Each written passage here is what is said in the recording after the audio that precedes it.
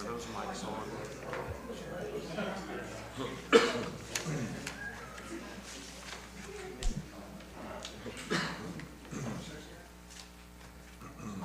All right, good evening. Welcome to the April 9th, 2026 pre-council agenda meeting. I'd like to thank everyone for being here with us this evening. Before we get started, we have some special guests with us. So I'd like to invite up Bill Patton and Lisa Ray and Mike Cleveland. If we can embarrass y'all for just a second, come on up.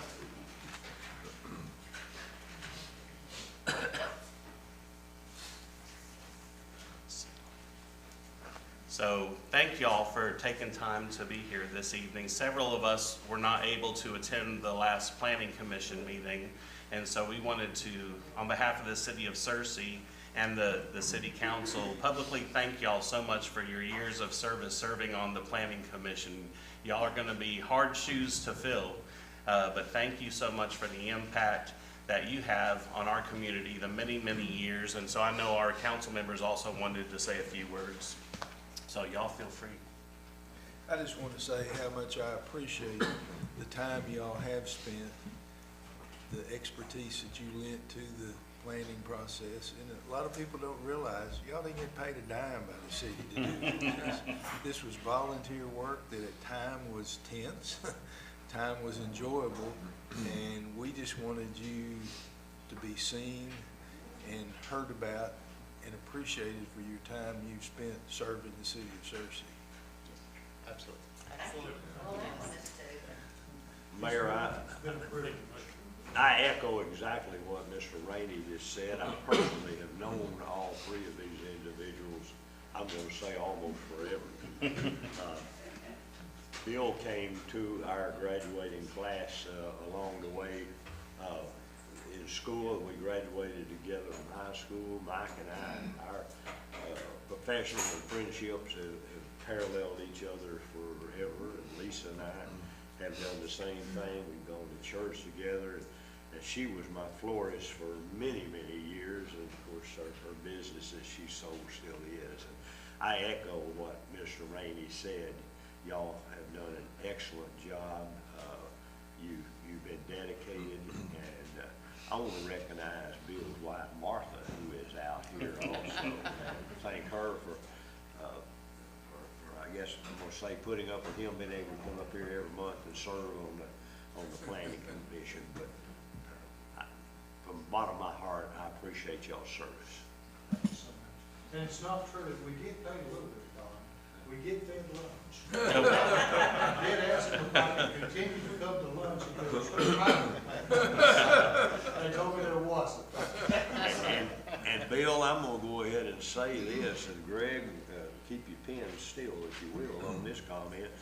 But while I served as mayor, I was challenged by some of the folks out here that I'm going to categorize them as anti, about feeding you all lunch. And I had to look them in the eye and tell them, look, that's the only compensation you get. And you give up your lunch hour to come up here and serve. So there again, that's a token of compensation, I guess. But anyway, we appreciate y'all's service very much. Thank y'all. Absolutely. Thank y'all you very so much.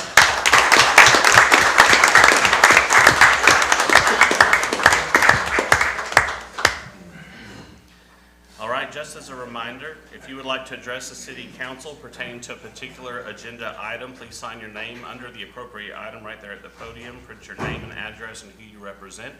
This evening, I have asked Dale Brewer to lead us in our invocation and Mike Challenberg to lead us in our Pledge of Allegiance. Please stand. Our dear Father, we thank you so much for this day of life. We thank you for so many things that we've enjoyed this day.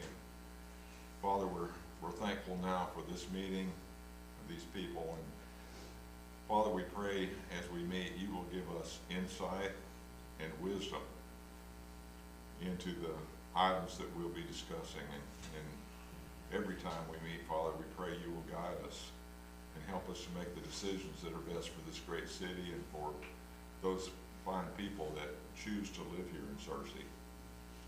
Father, above all, we pray you will strengthen us and help us to be able to serve you as we should and be dedicated to you in our lives. This is our prayer in Jesus' name. Amen. Amen. I pledge allegiance to the flag of the United States of America and to the republic for which it stands, one nation, under God, indivisible, with liberty and justice for all. Thank you. You may be seated.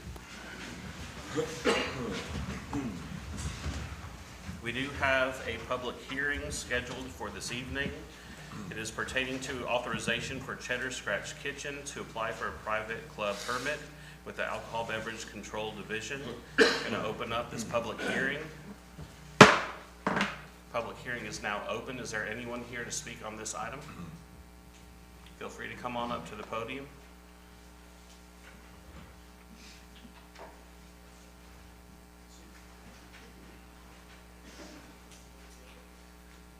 Mr. Mayor, City Council, it's a pleasure to be here. Hope we're all enjoying this beautiful weather. My name is David Gardner, Quattlebaum Grooms and Toll. Counsel for the applicant. With me is Mr. Stephen Gray, who will be the manager of the Cheddar's restaurant once it is open. As you said, and as the agenda has put on, we are here for the request for an ordinance granting this restaurant a private club permit. Okay. Yeah. Appreciate that.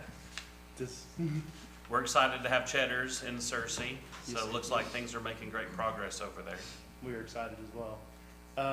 I also would like to request the a three reading of the ordinance so that it can be passed at the next applicable city council meeting. We normally suspend the rules and read by title only for Perfect. 3 times and adopt it so it can get on the way. Perfect. I did not know the custom and No, trying to appreciate you respect bringing. everyone's time. We try to be as efficient as we can. Thank you.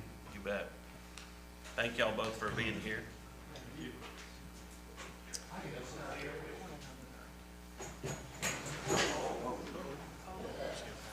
I'm sorry, I should use my cane. Is it all right?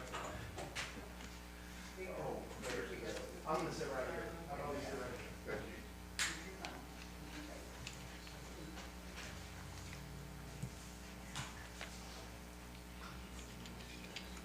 All right, is there anyone else here to speak on this as a public hearing? Seeing none, the public hearing is now closed.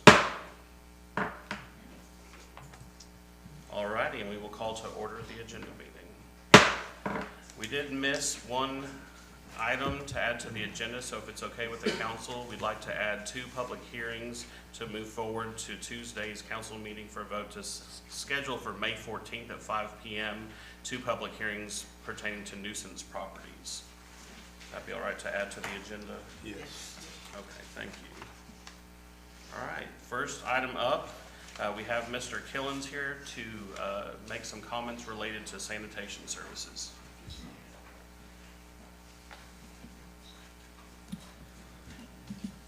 My name is Jason Killens. I'm the owner of Mr. Good Dumpsters, LLC.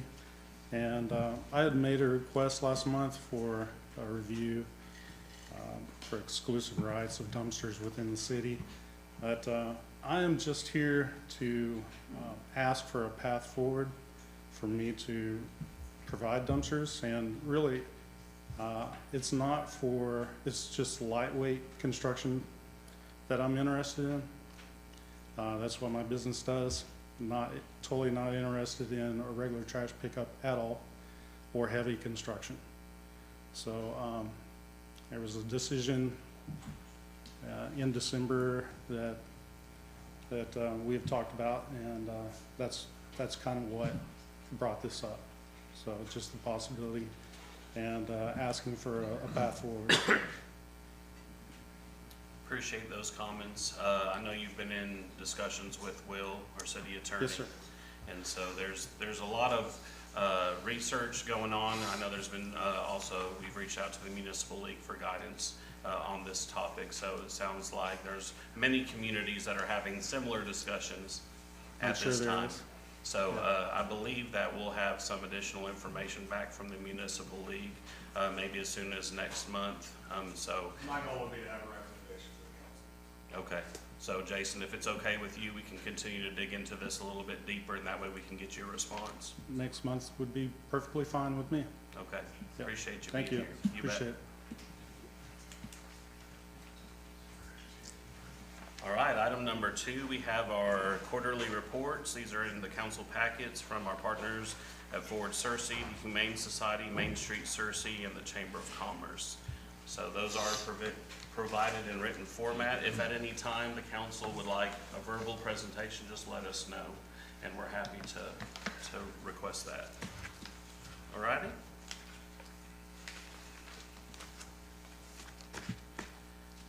Item number 3, setting a public hearing for comment on the application of a private club permit from Patron Mexican Grill of Searcy, Inc. for May 12th, 2026. I say move it, set it. Okay, we'll move that forward. And then next up, Richard, updates on the My Searcy projects. Good evening, everybody.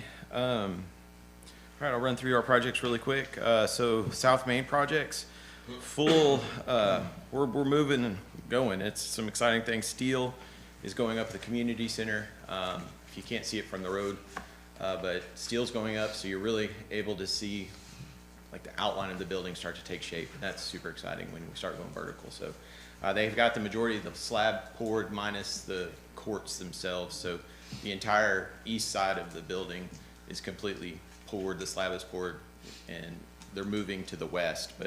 But steel's going up, so that's super exciting. The foundations at the ball field side, you can see some good progress as well from the road.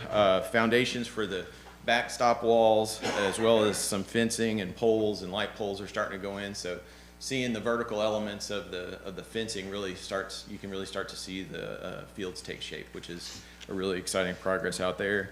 The pool, it's being dug for the aquatics park, as well as parking lot excavation. There was quite a bit of undercut in that area. We were all really surprised that the soil in that area was bad. I mean, we knew that it was soft and terrible forever, so it's not super surprising. But they did have to undercut for that parking lot quite a bit more than they thought. But that's being done, as well as then soccer. A lot of the dirt work at soccer is underway as well. We're working through the gas pipeline right now. The gas company wants to make sure that they have inspectors on site anytime that we're, one, doing work in there, or for two, doing any type of crossing in their easement as well. So Wills has the opportunity to get to discuss that with the gas company.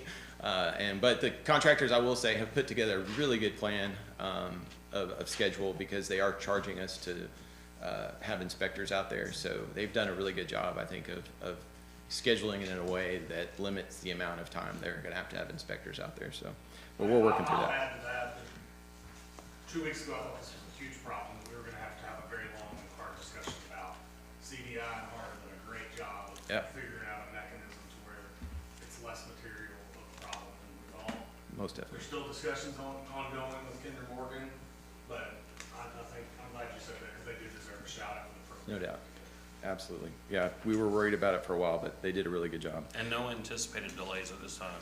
That's right. We're still on track right now to have for the fall soccer season.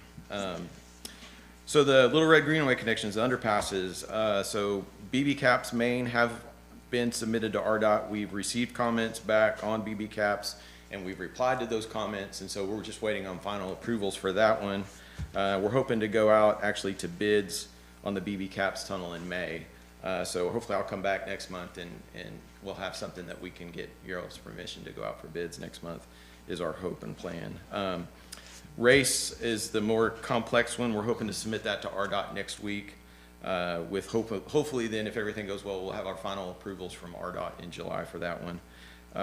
The Main Street crossing, we've submitted that to RDOT. We're still waiting on their comments right now. That one, though, we've been in discussions, Will and I've talked, and I think the best course of action for the Main Street crossing is to do, instead of going through the separate bid and potentially getting a separate contractor out there, is to do a change order with CDI, HART team, and let them coordinate it. There's so much work on both sides of the road going on. I think it's going to be beneficial just from logistics standpoint to have them coordinate that work as well. So it's within the limits of what's allowable to change order into the project. Of course, this is separate money from what the South Main projects, these are our trail crossings monies. So it's all, it's not, we're not adding money to the South Main projects per se, but I think that's the best course of action. I've talked to Will about it, and I think he's in agreement with that as well. Berry Hill Park, oh, we're so close to being done. We're really just waiting on the rubber surfacing to lay down. That process should happen hopefully next week, weather depending. So hopefully that is really the last major thing. There's fencing and stuff that's starting to go up, and the landscaping is being finished with the gravel pathways under the trees. All that should be done this week, as well as fence starting to go up. So hopefully, if the weather cooperates, we could be really close to completion at the end of next week. And so tentatively, we're looking at scheduling a public event celebration on the 30th of April to have the public out and celebrate the opening of that and actually turn the water on to the splash pad for the first time. So. On that note, just we're shooting for that date, Right. right? So let's not run with that date just yet. Yep. We haven't announced that to the public as far as an official announcement, just in case there's a curveball, especially with rain expected next week. We should, by this time next week, we should know. So pencil it in, but Yeah. don't ink it in. Yeah, that's what we're shooting for. Yeah. Shooting for, not announce. We will announce it when it's time. Riverside Park. All right, so the trail crews are blazing out there. They are working on that Southern NICA loop, which is the youth mountain biking course.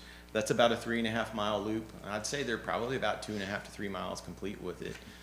They really just lack a couple of large crossings where they're having to construct either a bridge or boardwalk or something like that. So probably within the next, I'd say, month or two, they'll have that loop completed. So our plan is when that loop is completed, you can access that trail loop down by the boat ramp. There will be a trailhead down there. So our plan is to go ahead and open that up to the public, let people really start using it and enjoying it while they move up the hill a little bit and start doing that loop. So hopefully maybe within a couple months, we'll have our first full loop finished out there that people can go hike on and ride bikes on and enjoy, which is really cool because it runs down by the river and the dam and all of that. So that'll be really fun.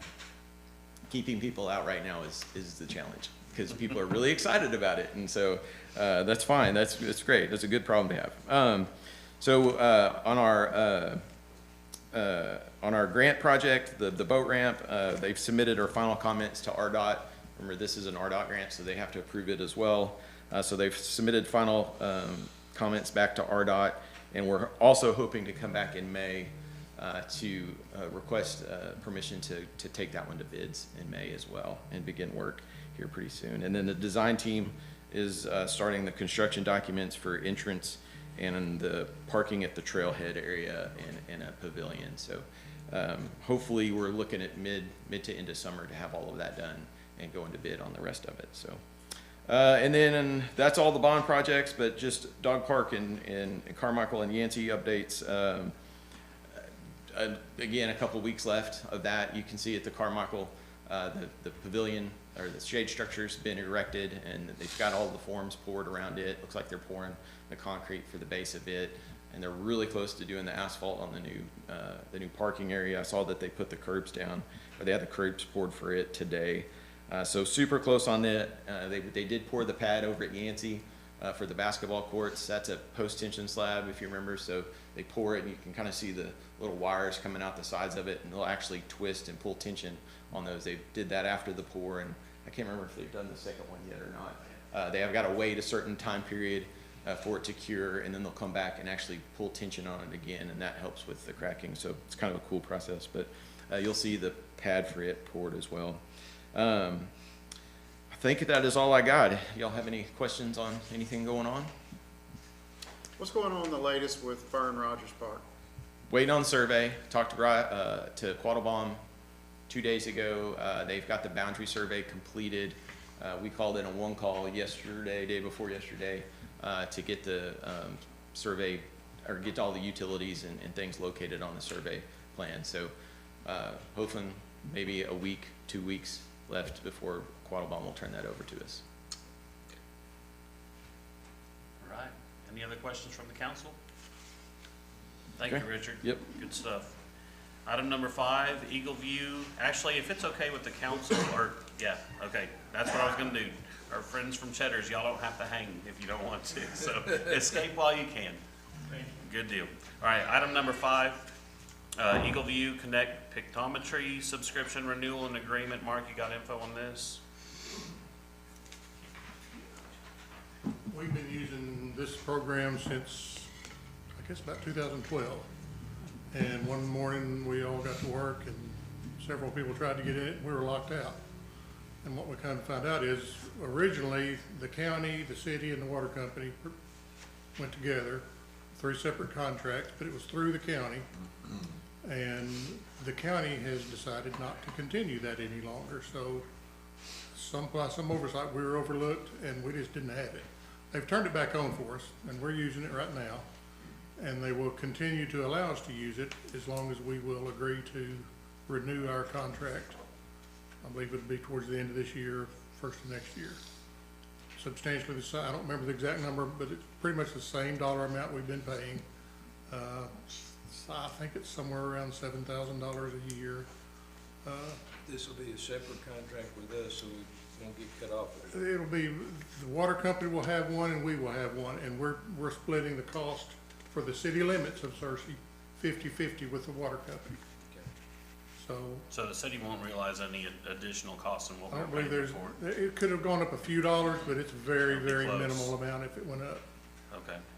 So what are they asking from us, just like We did a commitment to extend our flights, do more flights. And they've done it in, like we've always done in the past, they'll give us basically it's 2 flights, 3 years apart. We do not have to accept the second flight if we don't want to at that time. Speak English, flight, what are you talking about? They'll bring an airplane down, fly over and take photographs of the city.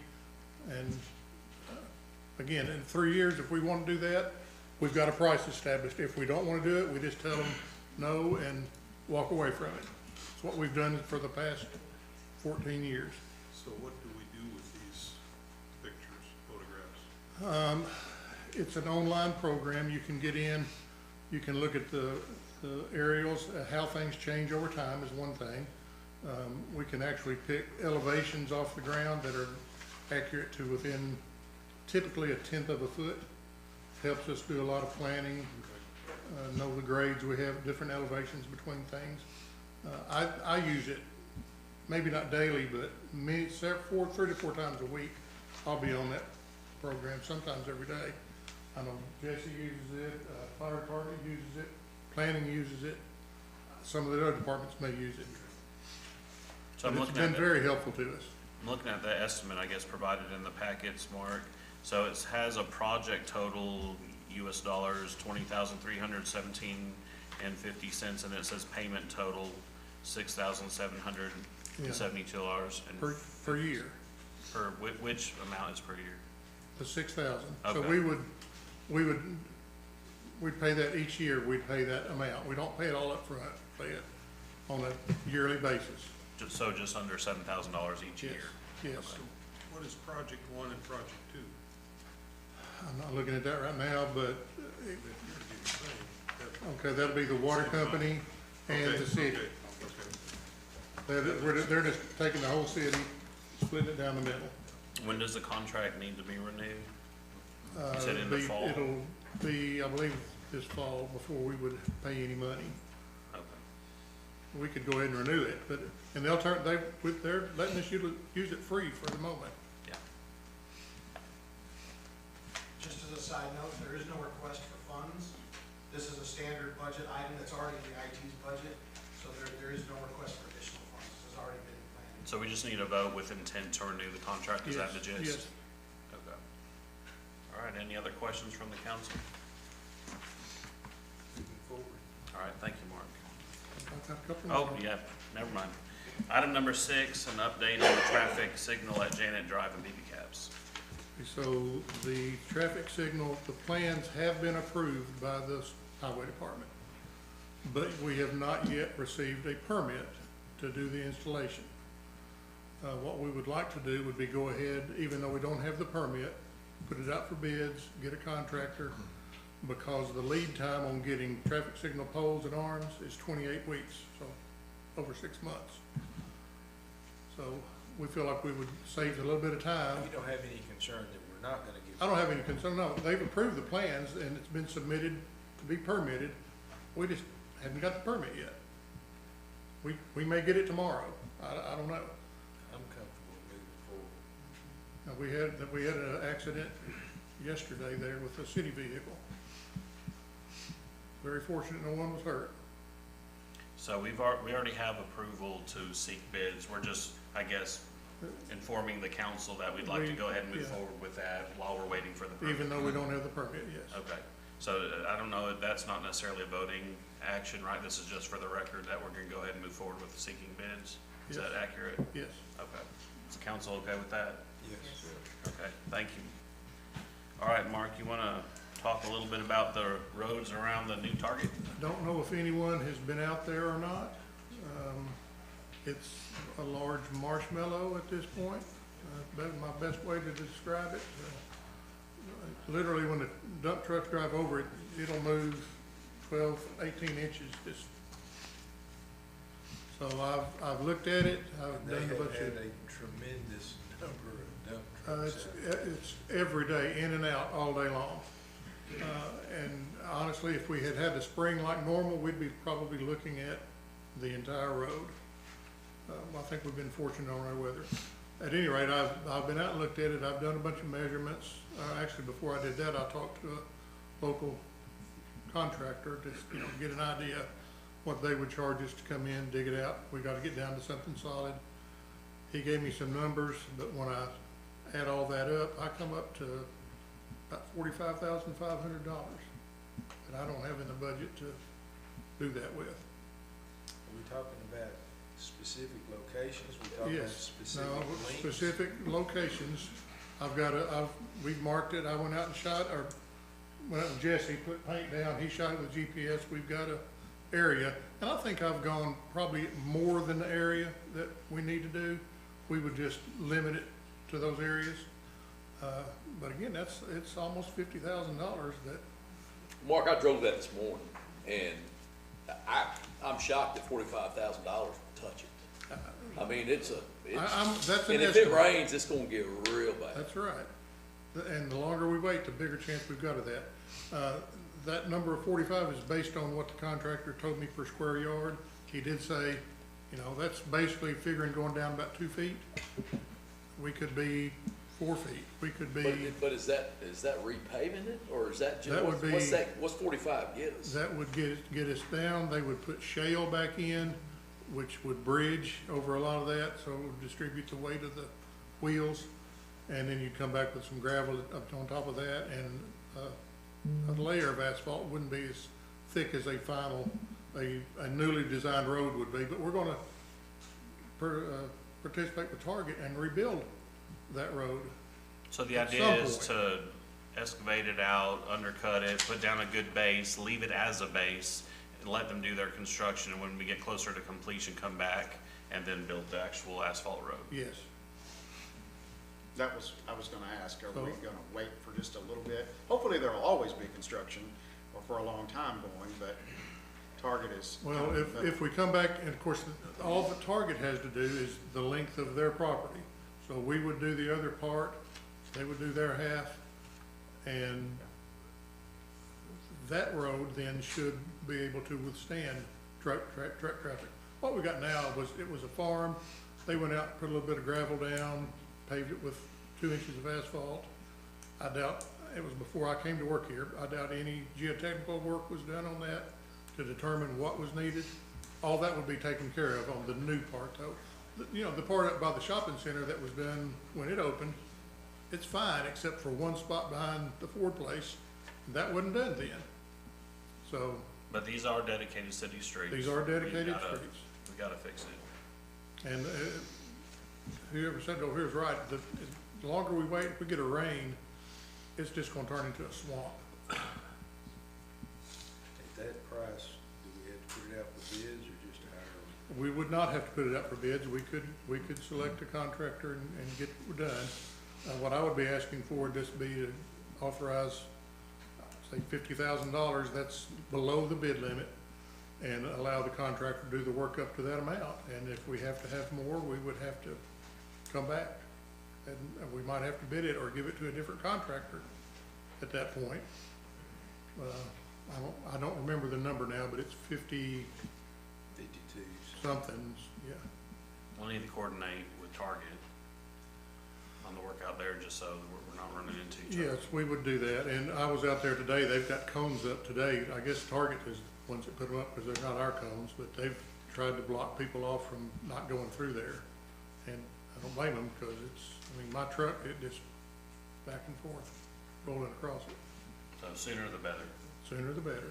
So basically, we're just gonna do some real decent base work, Yeah. shallow on top, and then when construction gets done, we're gonna rehab it like it needs to be. Yes, So it needs to happen anyways. it needs to happen anyway, because if we don't do anything, it's gonna fall apart and be 3 times as bad. 4 Will the times base as work bad. we're doing now, will it be sufficient for the new road? They may have to take a foot or something off the surface, because I don't know what there's a profile on the road up and down. That may have to be adjusted to make it drain correctly. Right now, we just put it back, it's pretty flat out there right now. But what we do now should be able to stay in place. Can't promise you that, but it should be able to.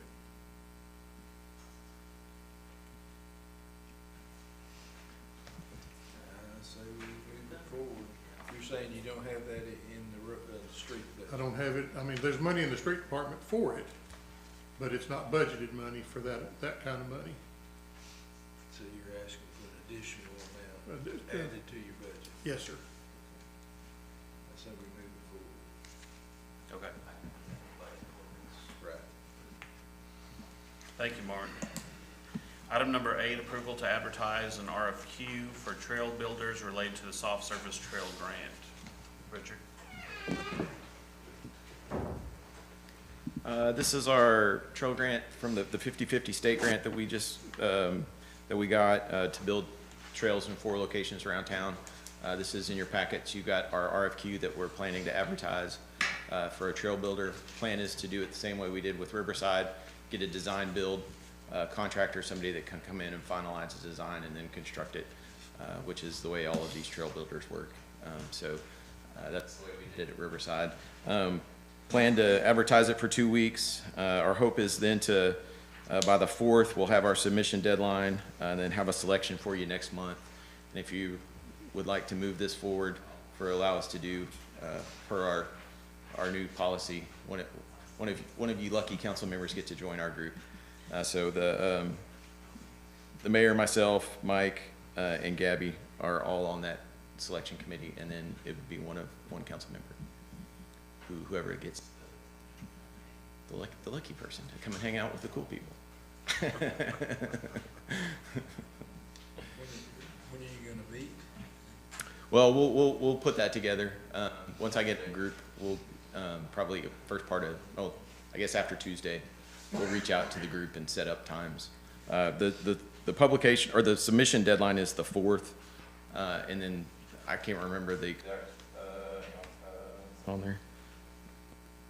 But whenever the next council meeting is, we want to have the selection process by. So sometime between the 4th and the next council meeting, we'll have a group to select.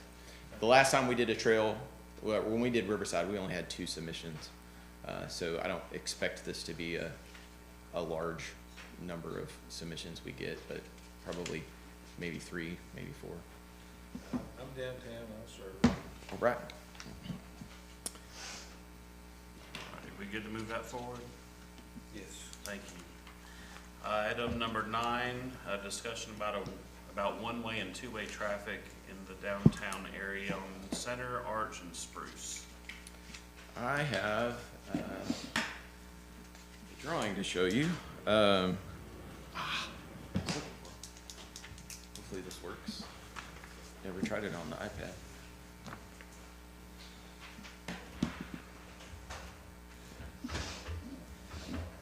So this is also kind of, this discussion began grant-related.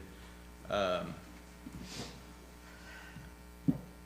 yeah, that works pretty good. As Mr. Davidson's been helping the city with doing some cost estimating for this grant project that is on the agenda tonight to get permission to apply for. This is another TAP grant, RTP TAP grant, not RTP, I'm sorry, just RDOT TAP grant. We got one 2 years ago for Arch. This is the one we got for Davis, and so we're gonna apply again this year, and this will be a connector from Harding to downtown along Center Street, pedestrian and bicycle. So as we kind of started discussing all of this and these moving parts, what we have started to talk about was, in addition to the grant, we've gotten a lot of feedback from the business owners on Center, from Main to Spring, about that being one-way in. The reason for it is it's just a dangerous intersection. You can't see north because the building sits right on the corner. It's very dangerous. There's a lot of accidents there, which I'm sure the fire department, police department can attest. So there's a bunch of, and I know the ice cream place in Orange, she sees all the time accidents happening. So anyways, they've asked us for a long time about considering making that a one-way in. And so as we started talking about as we started talking about the grant,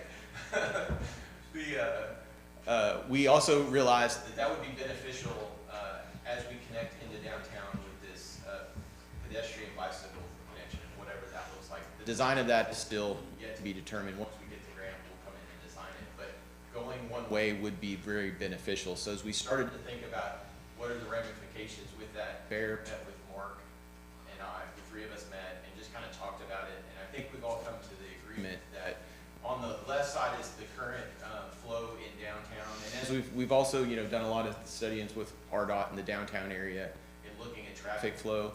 On the left side is current flow downtown. The green is all two-way traffic. The orange is Spruce, Spruce, and that is one way south, and then Market, one way going to the west. The yellow is Arch, one way going to the east, and then it turns and goes one way north.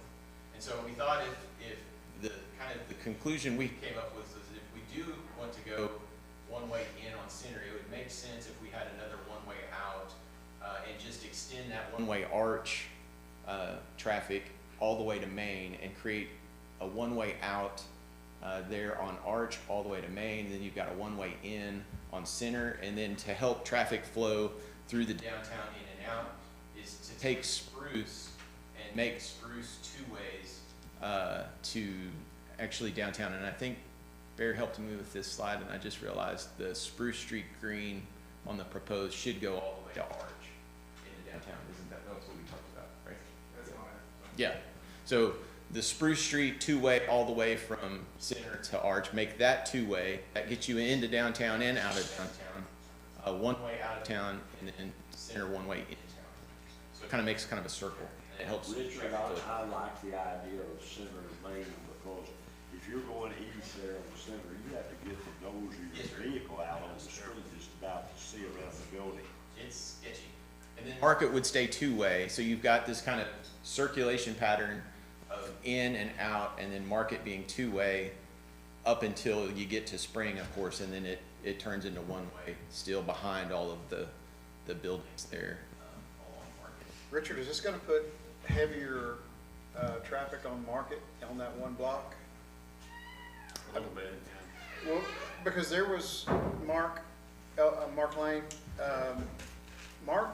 there was a time where it was discussed making Market one way all the way from Main. And you had drawn a plan where we gained some parking spots by slanting one side. Do you remember that? Yes, I think I remember that. Because it was so congested right there. I think it's probably a lot, Center's bad because you can't see around that building, and The idea of keeping Market two-way is strictly, really, it's just visibility. In a perfect world, I would love the circle of one-way in and out would just be a block. But because of the visibility concerns at Center and the good visibility at Market, and that was the reason to change Spruce, is then that allows traffic flow in and out of downtown, on Spring and Spruce. So there's multiple options of getting in and out of town. But what that does is it really makes a safety concern, plus it helps us with our potential bicycle pedestrian connection for parking on Center. But then that allows that more of a traffic pattern flow, if that makes sense. So we wanted to Tell us again what's not being shown here. Yeah, I'm sorry. Yeah, so Spruce, if you remember, the Spruce at the First Baptist Church is closed. So going north, Spruce, it goes all the way to Arch, two ways. So that should be green right there, as Mr. Carter was pointing out. So that gets you traffic out of downtown or into downtown, north. So, yeah, so you'd be able to travel one way and then turn up. Right. And make that circle. That's right. Exactly right.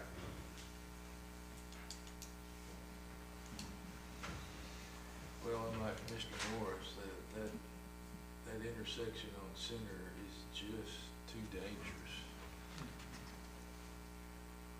I think that would be a good safety change. We talked about that for years, and Yeah. it's still a problem. It didn't go away. I think we need to solve that problem. So that was our thoughts was, if we were gonna make that change, how does that affect things? And I think the three of us thought that this was a pretty good flow solution. I mean, I don't think it's still in a perfect world, but in a perfect world, Center, I think, it still would be two ways, but it's super dangerous. So you'd have to do still a little jog, but I think best case scenario, this works flow in and out of town pretty well. What's the timing? When y'all thinking timing? Just, As soon as the street department wants to make the signs, I guess. I mean, yeah, I mean, it'll take a little bit for people. it's to literally, get used there's to it. nothing, Nothing except signage is all we need to do. yeah, and I don't, from my talking to Will, I don't think it's a formal council action necessarily. We wanted to obviously get y'all's thumbs up and approval, but I think literally if you say, yeah, we like it, it's about starting to change the signage and communicate the new directions. It'd be good to work with Amy Burton on communicating with all the downtown businesses. I had probably a meeting, it's probably been 2 years ago, it was the downtown businesses on Spruce that Amy facilitated, and I was cornered about making that one about 2 years ago. So they've been asking for a while. Barry and I actually did today, went out and talked to a few of them again, just to say that we were gonna mention this at the council meeting and how they felt about it. And as soon as we walked up, they were like, "Are you gonna make it one way?" They're still, so anyways, yeah. Okay, so the only change then to the proposed map would be to extend that two-way, that one block. That's right. Right, up to Arch. So I guess the question is the council okay with the proposed map with that little adjustment there? Yeah. Yes. Okay, Good? All right, we'll do it. thumbs up. Thank y'all for working on that. Okay, item number 10, we were hoping to have some numbers here this evening, and Richard, it's my understanding we don't have the numbers yet. Is that Yeah, correct? we did reach out since I've talked to you, and we potentially could have numbers by Tuesday. Okay, So if you. so this is for the storage building at Berry Hill. It could be change ordered into the current Berry Hill project, and so we could have numbers to present to y'all for Tuesday if we want to move it forward. Yeah, Okay, great, thank you. you bet. Item number 11, continued discussion on the future clerk compensation. That would begin in 2027. There was some information emailed to the council. I don't know that it's in the packets. Is it in the packets, Jason? I didn't see. Okay. Did y'all get that? Yes. Right, okay. Well, then I guess we'll just leave the floor open then if y'all want to discuss that this evening. I don't know about everyone else, but 25,000 came to mind. 25,000, kind of the median in between what he sent us. So Lily did get some comps from other communities that had a split clerk treasurer position, so that those comps were sent out to you all as well, just for something to look at. That seems to have fit right in those comps. And as we know, we can always, you can go north, but you can't go south once you put it out there. So I think 25 is a good number. Well, I do too, to start with. I mean, this is all new to all of us here. This is the first time we ever had a separate clerk financial, and the clerk's gonna be elected. I guess it depends how much he or she wants to work, you know? We started out 25,000, and if we feel like 6 months, 8 months down the road, that's not enough, we can't go up, we just can't go down. Do we have a good feel as far as time commitment that that's gonna take? Yeah, so that's really what we worked through, is trying to break out, and that's in the packet, just kind of the anticipated workload.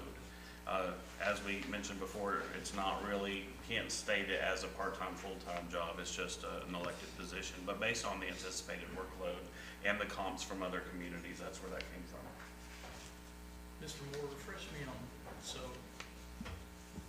it does fall in line with being a full-time city employee. It'd be similar to like yourself or the mayor that's been elected, right? It's a full-time employee with full benefits. Not a full-time It's not employee, but benefits, Yeah, yes. it gets the benefit of the employee. Yeah. They're a municipal officer. Yes, okay. And so they don't report to the mayor, they report to the voters, right? So their hours, et cetera, is pretty much up to them. There's some statutory obligations. In addition to that, to my understanding, is the council can, in the ordinance, have some additional requirements. I think those were outlined in that information too, but beyond that, yeah, they answer to the voters. Well, that's what I was getting at. Is there a way for us to sort of lay in some basic? We included those things in the ordinance that split the entity. Okay, so it's all- There's a I didn't quote remember. job description, Okay. but yeah, no, again, I did not. it would be an elected official. That we can't say you be here at 8 and you don't leave till 5. Right. But I think if anyone wants the job, wants to run for it, has looked at what the ordinance says and its requirements, hopefully we'll get a good elected official to go to work. So if the council would like to, we can incorporate the $25,000 compensation level into the ordinance and timing of that. We have that ready by Tuesday. Yeah. That way, potential candidates would know. Right. Yeah. Any further discussion, comments? Does that sound like a good way forward? Okay. We'll move that forward and have the ordinance ready for y'all's review. Will, can you email that out whenever it's ready ahead of time? Okay, thank you. Item number 12, approval to go to bid on the Arch Avenue side path. Mr. Davidson. Thanks, Mayor. As a reminder, Richard mentioned it briefly earlier, we were awarded a TAP grant last year, about May of last year was when the contract came through from RDOT to construct a side path down Arch from right outside here down to Ella Street, which would connect to the sidewalks we built last year on Ella. So provide good connectivity from downtown to the high school. It would also connect via Sal to the sidewalks we built on Pleasure that also connect to Southwest Middle. We worked on those plans the second half of last year. Those have now been approved by RDOT, which allows us to go acquire the temporary construction easements that we need to construct the side path and reconstruct the driveways that we encounter. There's 30 of those that we need. Mr. John Moore and Mr. Matt Kiefer, who live on Arch, volunteered to help with that process, so we've been working on that. I met with the family this morning. All the conversations have been really good. The hope is that in the next month, we would have all those folks signed up to donate those temporary construction easements, and we would be ready to advertise for bids at that point.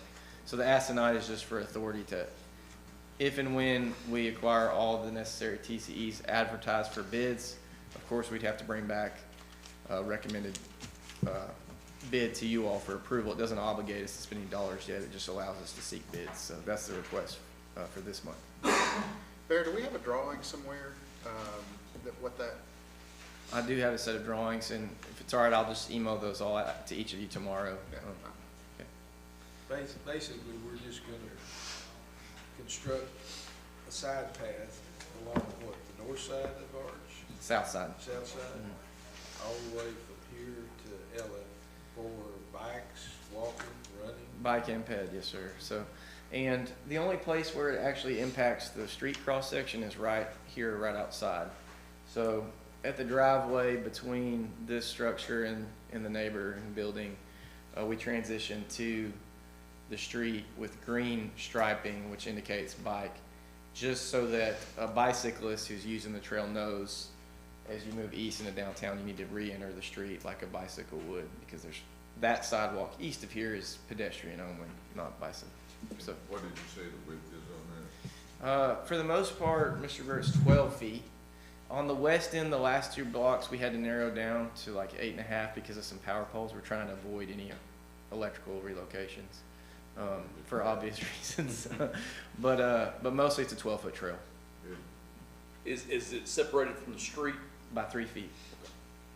Well, let me, there's, that block at the west end, it does hug the curb to avoid those power But poles. it's not separated from the street with any barrier, it's just Yeah, straight, like a straight. I was trying to differentiate between a side path and sidewalk, Yes. A wide sidewalk. just a wide Yeah. sidewalk. But it'll have mostly it'll have a 3-foot green strip, back curb to the path, except there's some sections down on the west end where we were trying to miss power poles, but we had to hug the curb. Got it. Is it still a path when it turns on Sowell, or does that just turn to sidewalk? It's just 5 foot there, it's Yeah. just a sidewalk. Okay. And that's just to make the connection to Pleasure. And we have talked about putting in like crosswalk striping right there to get across Pleasure. It's part of this, these Part of the plans. project, okay. Good deal. Any other questions on this? Good to move forward? Yes. All right. Thank you. Thank you, Bear. Item number 13, approval to go to bid for a termite contract for all city facilities. Just real quick nutshell, in the past, I guess this has been handled department by department. Now that we have a centralized maintenance department, we're trying to pull it all together. Trying to make it where one company does all the termite contracts for all the properties. That's basically it, to simplify that. We'd also like to do pest control too, though. And it doesn't have to be the same company as the termite contract, but, it could be 2 separate ones, or one company could do all of it. But each individual department would still pay, it'd still come out of their budget for each department, but this would just help simplify, and it'd hopefully keep any buildings from falling through the cracks where one of them's not covered. So do we need to modify the agenda items or approval to go to bid for termite contract, approval to go to bid for I think so. pest control? Yes, sir. So it'd That's be what 2 I'd like to different do. bids, Yes. basically?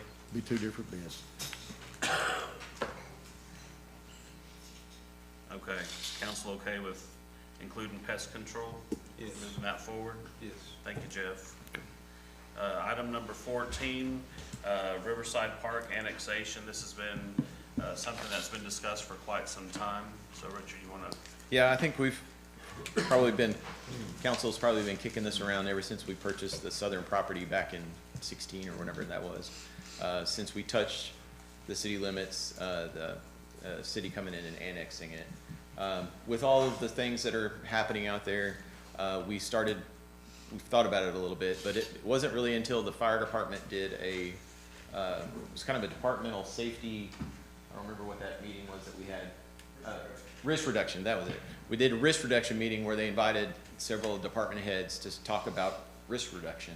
But one of the things they brought up was Riverside Park, and one of the concerns that we all kind of raised our eyebrows was that we're not the responding fire department for Riverside Park because we're not in the city limits. It's, I think, Fairview, is that right?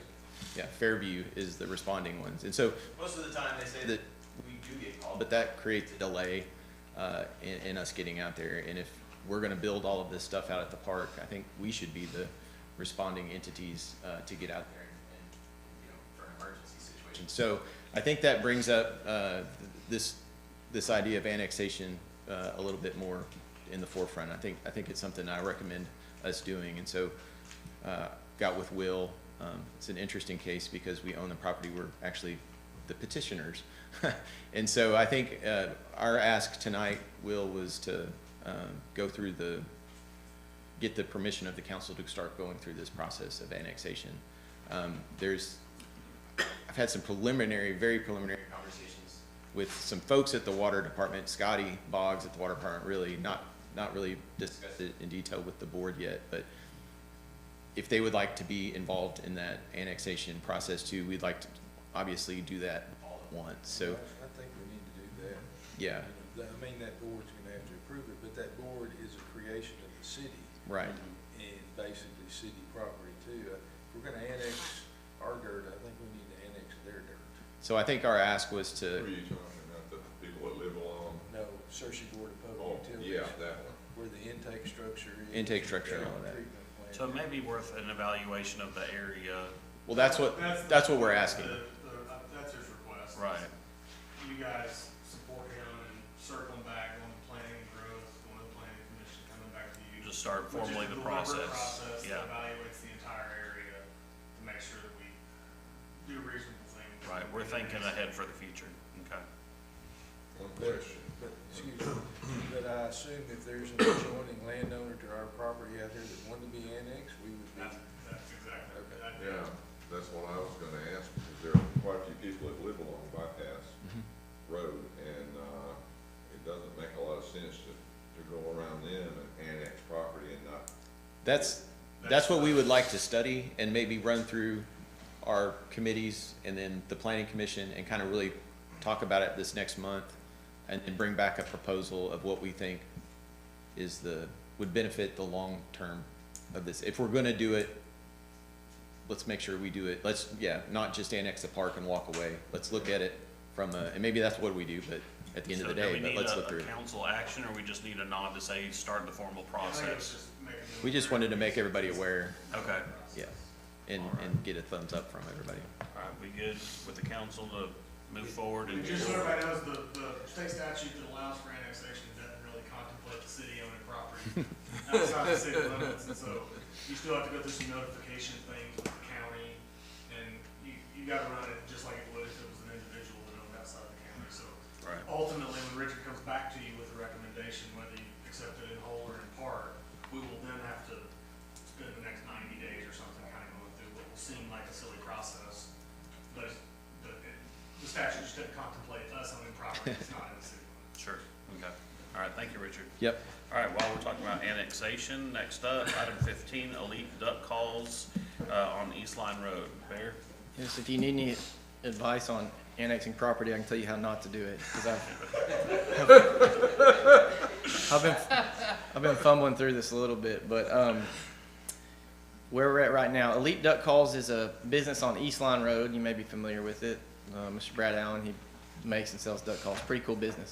He desires to construct a really cool idea, a restaurant next door, an event space that would also have like a pro shop for like duck hunting gear. And so that business, as opposed to his duck call business, needs connection to sewer service. Can't run on septic system like his current facility can. So I went before Searcy Water Utility in December or January and asked them about getting sewer service. They said they would be glad to serve him, but that he needed to be within the city limits because their policy is they don't serve sewer outside of the city. And so I filed a petition, finally got that process correct with the county clerk about a month ago. The county judge, I've talked to her about it. She set a hearing for May the 5th, where she will essentially release and support the giving up of that property as county land into the city. Of course, you all then have the final say as to whether or not to accept it. May the 5th is a Tuesday. Y'all's agenda meeting is that Thursday, and y'all's council meeting is the following Tuesday. So the ask tonight is just that you all consider setting a public hearing date, because a public hearing is required, for y'all's May council meeting to consider accepting this property as part of the city. It's contingent to the property. It touches it. Mr. Allen's the sole property owner, so he's applying to annex by petition as a property owner. I'll try to answer any questions if you got them. May council meeting's the 12th? Right? Yes. Yeah, May 12th. Mayor, Yes, sir. I personally know Brad, he's a three-time world champion. Yeah, that's right. golfer Yeah. To begin with, but he has a very good business out there. I've been out there several times, manufacturing facility that ships quality duck calls all across the nation. He's got a very pretty showroom out there. I read his application, and obviously the other services he would obtain, police protection, fire protection, just to name a few. I figured he was already in the city limits, but I strongly would support this. Do we have any other property on the other side of East Line Road that's in the city limits, or is it all on the west side of East Line Road? To my knowledge, we don't have any that's east of East Line. East Line Road is the boundary from south of here up to at least past Love's, Mark, is that? That's correct, all the way up and down. We're east of, well, we include East Line Road. But city limits complete on the west side of East Line Road completely all the way down? Right. Okay. All right, so the request is to set a public hearing for May 12th. That's right. Move it forward. All right, thank you, Mayor. Thanks. All right, item number 16, a funding request for $475,600 for 2 new roll-off trucks for the sanitation department. The Grounds and Equipment Committee met to discuss this. The thought was to sell off, once we get our new vehicles in, sell off our old ones, and then have the funds to buy these 2 new trucks. But because of some current situations, the request is to go ahead and buy these 2 new trucks and then sell off our older equipment later in the year. Is that a good summary, Todd? Yes, sir. So we're anticipating once our older vehicles are sold off to get around $680,000, which is more than enough money to pay off for these 2 new trucks. So that's the nutshell. Todd, do you have any additional? Just, we are really fighting. We had one of our trucks, I think the 98 model, actually broke in the frame, and that frame is $14,000 to replace that, plus you have to take nearly everything out from under. I just feel like we're chasing, these trucks are old. The 96, 98, and 2001 that we're trying to run. And the mainline truck is giving me trouble today. I'm just got my fingers crossed to get on through. We tried fuel filters and air filters, and it didn't straighten it up. So that's usually not a good sign. Todd, you're selling for over 200,000 more than what you're asking for. I know Yes, sir, and I'm pretty confident in these numbers. I have met with, when we was going through the original on replacing the sidearms, and I was looking at that, but I was advised that those trucks would be better to take them off the road, and let's go through them, clean them up, and get everything going on them, and then auction them at a later date versus trading them in or whatever at the time. And I still think that's the best option for us. It's just the timing. I thought these roll-off trucks would get me on through the summer, but I just don't believe they will. And it looks like it's going to be a competitive market for me. Is this a Sourcewell vendor? Yes, sir. A local vendor. I know he has one that can have it here pretty immediately. I have a backup invoice, a backup price that matches this price if he can only get one. I'll try to. Hopefully, he can get both of them for us. He's in town, local, and he is Sourcewell.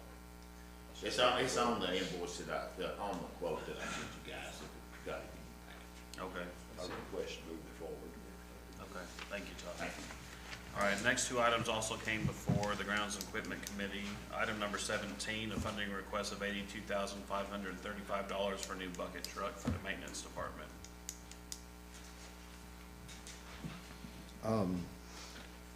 We are in desperate need of a bucket truck. Our bucket truck is down. It's been down for over a month now, and it has been down a lot in the last year or so. We bought that truck in 2017, I believe it is, so it's 9 years old now, and that we've had it 9 years. It's a 2008 model truck, and it's we bought it for, this was originally in the 8-year plan, And I believe this is when Mr. Morris was the mayor, and I believe that we had appropriated $120,000 in the plan to buy that, and we bought it for $49,000. And, it's about ran its course. And so anyway, we have found a new one, brand new one at, Red River Dodge, and it is, 535. And we've allowed around 20,000 to have it, the bucket changed over, all the apparatus changed over on it. And Mr. Lane has been, I think he's found someplace cheaper than that to have it changed over. So I think that would be a max, would be 82,535. And that would be a full 10-year, 100,000-mile warranty on it too. Y'all use it all the time. We use it. We've got so many things right now that we need to do that we can't do without it, you know.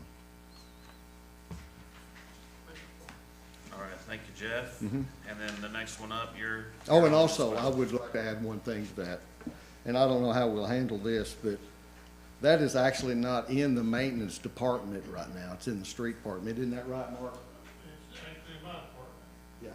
Okay, it's in engineering. So I don't know how we do that. Oh, good. It is not in the maintenance department right now, although we're the main ones that use it. Okay. We can transfer it from department to department if It's the, just on the if the capital asset engineering list. department I'm doesn't care. happy to give it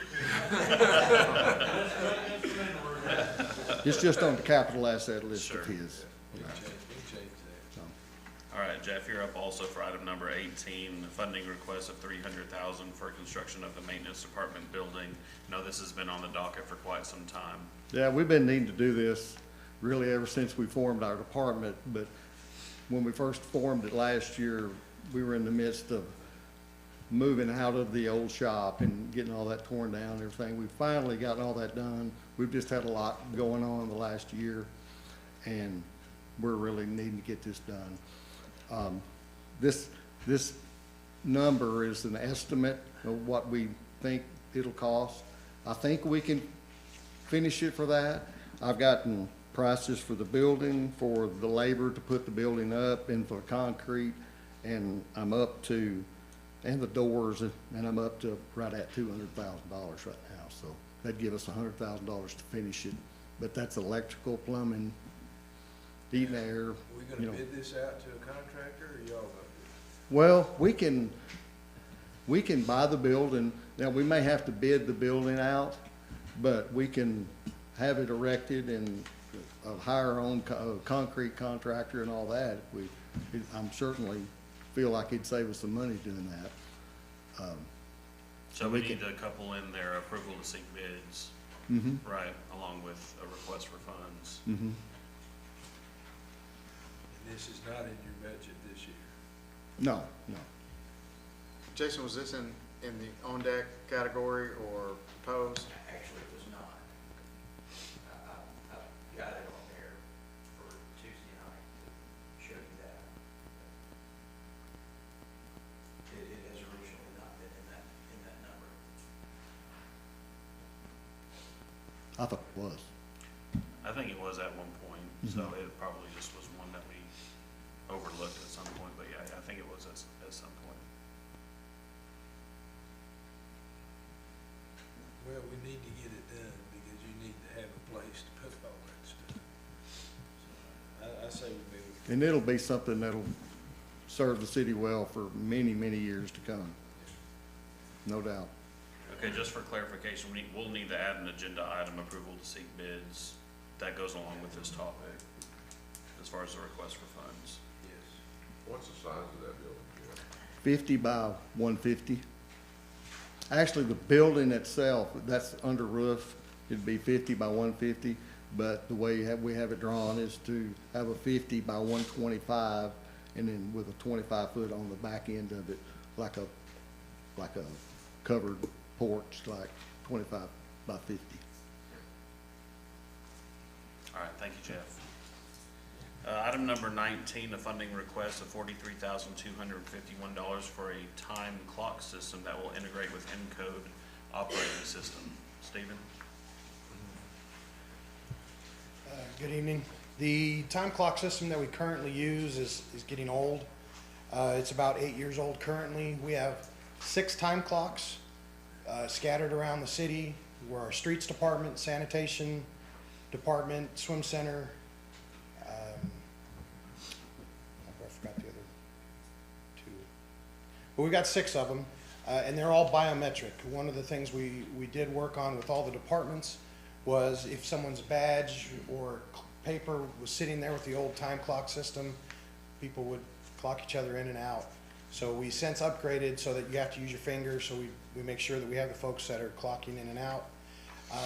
Currently, that way that system works is every Monday that's a payday week, the supervisors have to print that report off, and they have to go in and manually type all of the time, like every single time, clock in and clock out into our old Encode system. So that's taken quite a bit of time. One of the things that the Time Clock Plus group did for us on the last sheet is like a return on the investment. They took how much time that each of the supervisors or staff were taking to put all of their time in and then duplicate the time. And then if there's any errors or they have to go back and get it corrected, there's a lot of work involved in that. And also our payroll system, Encode technology, is very old as well. It's not too cumbersome when there's 6 or 7 people working in it, which is typically what a normal day is. When you've got the folks at City Hall getting in there doing payroll, running their financial reports. But on that Monday, when you have 150 people all trying to log in and put their time in, that Monday really slows down the system, and it makes it hard for the people doing payroll, hard for them doing a lot of their work. So we didn't plan for this, we weren't looking for this, but this particular company called us. They work with Encode, and they take the data out of Encode and they manage everything on their website. They do scheduling, which multiple departments have asked us for help, and their old scheduling systems have outpriced them. So the police departments had to shut off what they were using for their scheduling. The swim center needs something for scheduling. The Carmichael needs something for scheduling. They're going to be using Civic Plus for a lot of their stuff. But a lot of the departments don't have a way to put in schedules, to request vacation time, because our system is just not built for that. So this new Time Clock Plus will manage all of the time clock system. It'll allow for a web interface. It'll allow for new technology where we can actually create geofence zones so that individuals can actually drive up to work and use their phone. And if they're in that fence, they can clock in on their phone, and then they can just go straight to work. They're not standing there sitting in the break room waiting. We also, one of the prices on there is we have 6 time clocks, but we've actually been able to narrow and cut out 2 of those, so the cost will be a little bit less than that. And then when it comes time for payroll, Rhonda hits one button and exports the report out and puts it into Encode.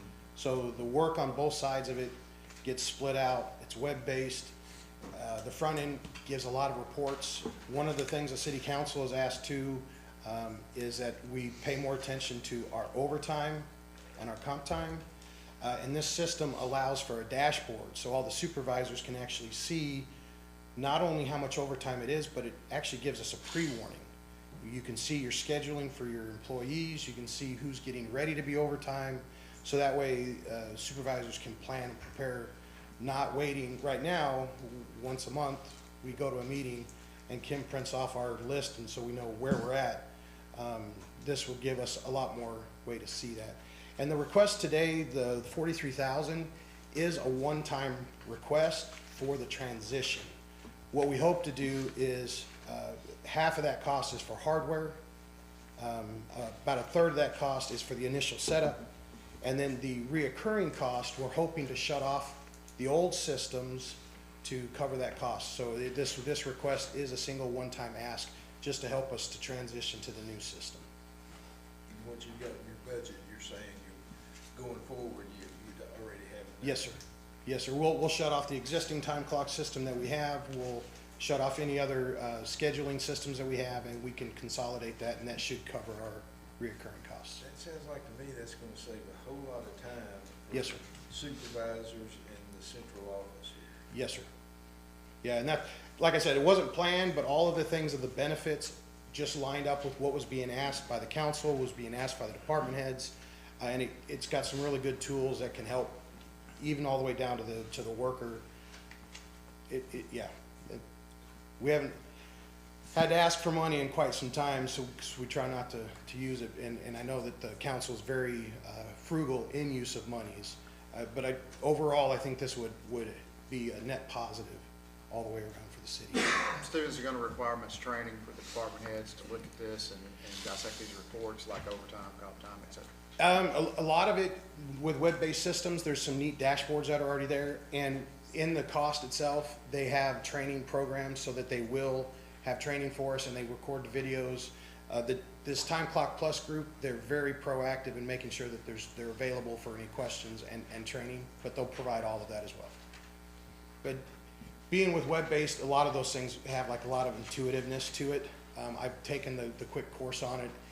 Being that most folks are already used to the Encode system, this one is a lot easier to maneuver, a lot more user-friendly than the existing system. So I think it'll be easier to actually use this new one. Thank you, Stephen. Any other questions from the council?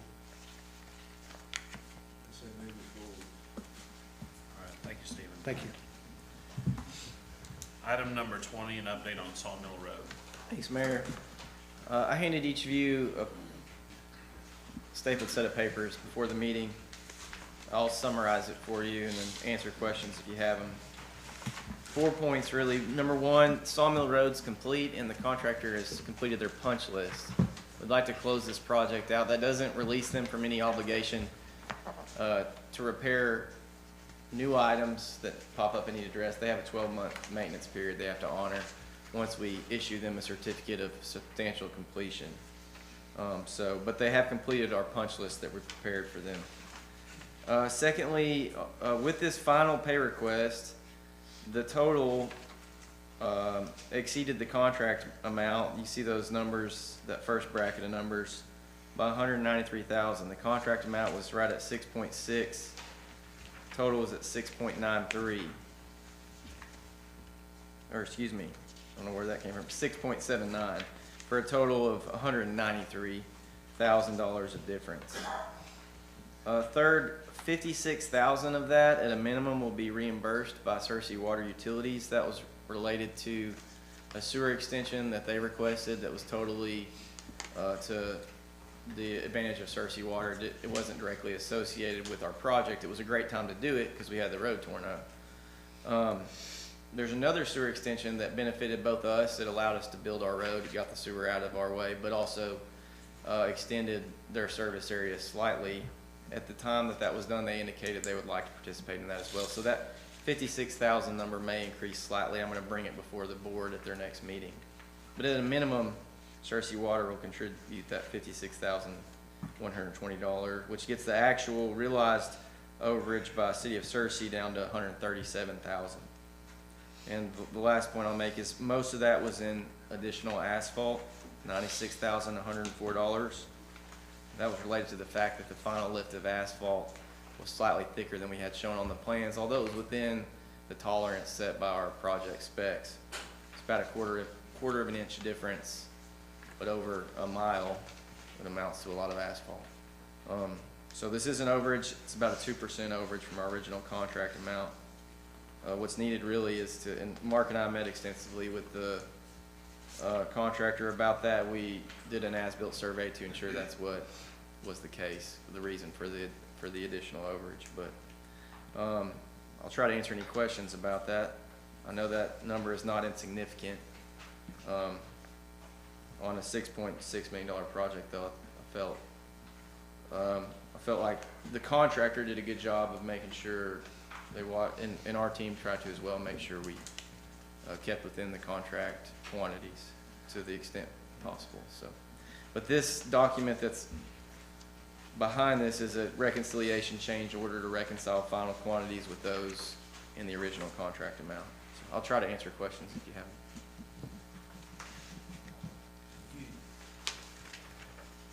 I was just contacted yesterday by the Belvedere Court Homeowners Association? I talked to Mr. Bill as well, yes, sir. Okay, and about the fence damage or possible damage to the fence? Yeah, and I'll say, I think that fence has had problems for some time. I would not stand here and say we didn't contribute to it with compacting the asphalt. So what's happened to date, Mr. Rainey, is that on one of the columns that was in really bad shape, the contractor took the cap off, filled up the empty cell. This is a brick fence with brick columns, with concrete, and put the brick cap back on. That one's in good shape. I was out there last week. Mr. Patton, who I believe is on their POA board, mentioned there was another that he was concerned about, and I'm gonna meet with him at the end of next week to talk about it. I just want to make sure that it's going to be followed up. Yes, sir. Well, back to the asphalt. Mm-hmm. How come the contractor added a quarter of an inch? Well, it's a good question. I mean, RDOT allows actually up to a quarter of an inch of variation in their spec for each lift. And the reason is, if you're sitting on a piece of asphalt paving equipment, you're like 15 feet from the screed. I mean, I don't know how to say this well. If you asked them to go a quarter of an inch thicker, they couldn't have. Like, that's such a minute difference. It's not something they could have done purposefully, or, it's just the, and Mark, I would appreciate if he wants to chime in as well. That close of a thickness on an asphalt paver is, there's a reason it's given as a tolerance in RDOT spec, because it's hard to hit it any closer than that. And we do use RDOT spec is what we did. But when they're paving that, they're using a little stick with the washer, they're stabbing it and trying to get a thickness. Well, that's this thick, and then you come back with your roller and compact it, it's gonna come down, so it's a guess, it's an educated guess. I would rather have it thicker than a quarter of an inch less. Was this our fault or was it their fault? It's nobody's fault, it's just, Was it our ask or was it something that they just did? They report their tonnage, Mr. Howell, of asphalt by truck tickets. So they have to turn in their truck tickets of asphalt to us to confirm that they installed what they requested payment for. So there's 5 inches of asphalt out there total.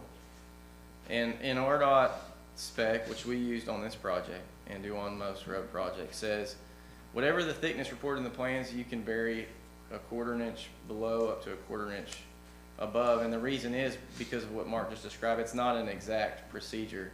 Fault's probably not the right word. I wish they'd, well, I don't know if I wish they'd been a quarter inch shy. I wanted them to have 5 inches there, but the overrun was a result of a thicker asphalt section than we had drawn on the plans, but it was within spec. Now, to your point, if they had been an inch thicker, we would say, no, we're not paying for the extra asphalt, that's on you. But because they're within the spec tolerance, I don't think that. If they had been a quarter inch shy, would we be asking them for money back? Well, they wouldn't have requested as much, that's right. Yeah, because it's based on. we're paying by the tonnage. But still, they bid the job, right? They bid the asphalt job to our specs, and then they poured the asphalt, and now they're asking for $96,000. But our specs allow for that quarter of an inch. Well, to your point though, they bid the job and they reported a unit price per ton for asphalt installed. And the way they installed it, although it was a quarter inch thicker, it met our specification. And our specification also said to be paid per installed quantity. Now that's within spec. If they had exceeded our spec, we would not have. And these are all fair questions, and I'm glad you're asking them, because I'm glad we're getting to talk about it. But I think having watched Capital from beginning of project to now, they've operated as a partner of the city from the get-go, and they've done, in my opinion, an outstanding job, especially with communication with folks in that area. And so they were within spec. The request that they have asked for payment is within the limits that the spec allows for them to request payment, and it's at their unit price that they bid. So I think in fairness, we do owe them this money. I wish it wasn't an overage, but I also think what they did was within spec, and the finished product is a good finished product. And the lifespan of the asphalt will likely, it's thicker asphalt than less thick asphalt, so we got an extra quarter inch of asphalt in our road surface. So.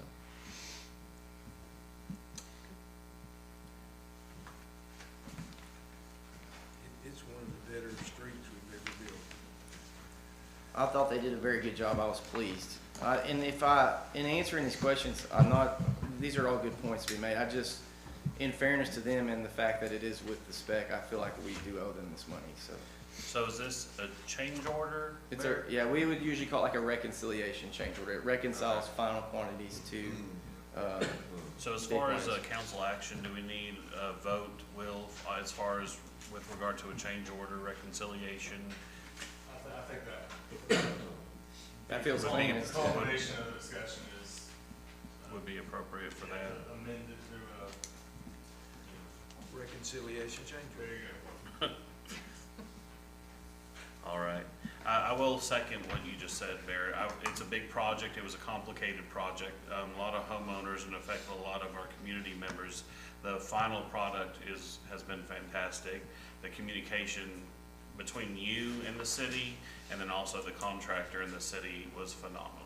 So thank you. I know it wasn't easy, but you did a great job with it. Thank you, Mayor. Last thing I'll say, over the next year, it'll be important if you guys hear things, if things come up, especially the two of you that's your ward, you may get phone calls. If y'all let us know, we'll make sure they're addressed, and that's important we address those during the maintenance period. So, thank you.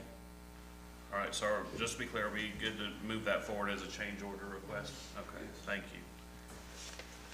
All right, moves us to resolutions. Item number 21, approval of a memorandum of understanding, MOU, between the City of Searcy and Searcy School District for their application for the 21 CCLC after-school program. Just for clarification, there's two MOUs, but it's both with the Searcy School District. And we have Bailey Farron here to kind of explain what we're looking at. Yes, hello, my name is Bailey Farron. I teach first grade at Sidney Diener Elementary, but I'm also the proposed project director for the Sidney Diener after-school program if we are fortunate enough to receive this grant. So I'm just going to tell you a little bit about the program and then what it is that we're asking for in our MOU. A 21st Century Community Learning Center is what CCLC stands for. It's a federally funded program, and it specifically supports Title I schools. McRae Elementary and Sidney Diener Elementary are both Title I elementary schools, so we are both submitting separate applications for this grant. We are hoping to support our students' foundational math and literacy skills, as well as providing them with extracurricular activities that they are otherwise unable to take part in due to financial burden on their families. So that just kind of gives you an overview of what that grant is. With the MOU, we have one from Diener and one from McRae. They're both requesting the same things. We'd like the city's support in 4 main areas. They're all in-kind contributions: community engagement, facilities, volunteer, and program promotion. We'd like the city's help bringing in guest speakers and connecting us with local organizations to strengthen our family engagement and enrichment opportunities for our students. We would like to request a reduced or waived facility rental fee for the park pavilions just over the course of our 3-year grant program. And we would also like to access the existing volunteer network that you guys have and request program promotion on city social media platforms and the city website. Great, and Betsy Bailey with the school system did reach out as well. And so thank you for being here tonight to help explain. Any questions from the council? We'd love to support you any way we can, and it sounds like a fantastic program. So if it's okay, would the council will move this forward to Tuesday? Yes. Great job, Bailey. Thank you. Thank you. Appreciate you. Item number 22, liens will be certified to the White County Tax Collector against certain properties, the City of Searcy, as a result of grass cutting expenses and abatement of other nuisances. Move forward. Thank you. Item number 23, exclusive beverage and sponsorship agreement between Jonesboro Coca-Cola and the City of Searcy Parks and Recreation. To my understanding, this is similar to the one that we already have in place. It's just a renewal. Yes, sir. Is that right, Mike? Yes, sir. Okay. I didn't realize we were doing exclusive stuff. Have we done that all along? Since we hired Damon, yes, we do it year by year. Okay. We get a percentage back off of what we sell, but we have to have a signed contract with them. And we dealt with this Jonesboro Coca-Cola before? Yes, sir. Even the associations have used them in the past 8-10 years. That's why we move it forward. All right, thank you. Item number 24, authorization. Excuse me, Mayor, on the Yes, sir. back, I'm assuming on our agenda, it says, Jonesboro, Coca-Cola, and on the resolution is Corinth. I'm assuming it's the same people. The contract says Corinth, but DBA doing business as Jonesboro. Yes, it's with Rodney Scarborough, who lived here his whole life as our rep, we've used. Corinth has a facility right out here, Yes, about sir. close to the ball It's field. the exact same one we did the past 2 years. All right, thank you. Item number 24, authorization to apply for an RDOT TAP grant connecting downtown Searcy to Harding University. This is what Richard alluded to earlier. We're working closely with Harding University. It's been in the goals for several years, but now that we've gotten past we're about to get past ARCH, Yeah. and this is the next TAP grant we'd like to pursue. Yeah, we think this is a good application. I think we've been successful in the last two. So there was a question if we're dipping into the well, but I think of the three, this is probably our strongest application. We're connecting Harding University to downtown, so now is the time, I think, while the iron is hot, to continue.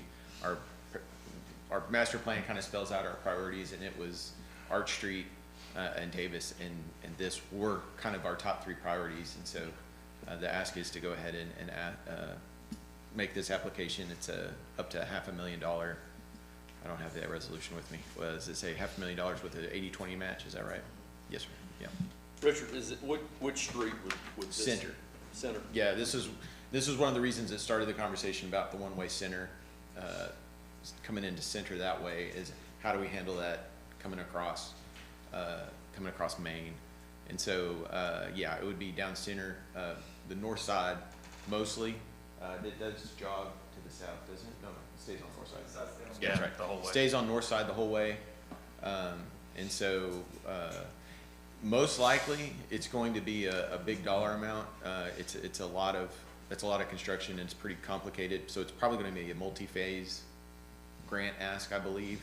But this will allow us to, we're going to ask for the max and see where that gets us this go around. But we're hoping, and that's one of the things RDOT, they do like to participate in these kind of multi-phase big projects, and so most likely it'll be a multi-phase one, because I think it'll exceed our grant. So Harding's building some new houses right there. Are they building sidewalks on that side of the street as well? Do you know, Mayor?